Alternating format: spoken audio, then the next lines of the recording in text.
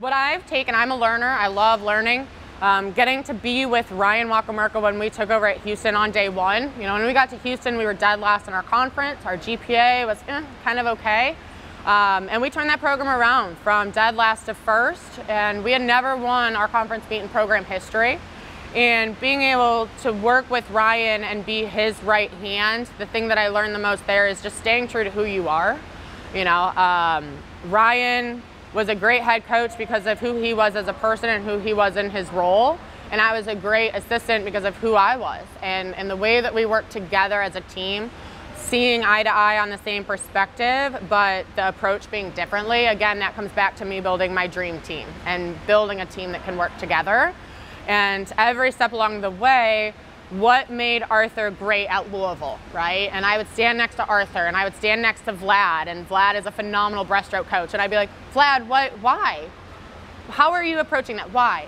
And I would try to figure out what made Vlad Polyakov a great coach, what made Chris Lindauer a great coach, and see what they did that worked, didn't work, strengths, weaknesses. But at the end of the day, everything I've learned is the best coaches are the ones that just stay true to who they are and are actually operating in their level of strength instead of trying to be something that they're not.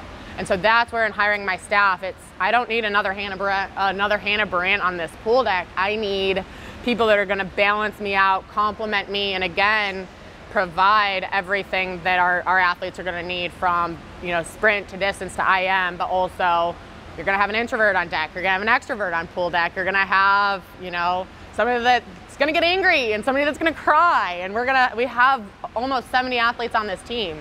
So that's what I've learned along the way is the people who are successful, just they stay true to themselves. Cleveland rocks, number one. You know, I mean, this pool is one of the best in this country.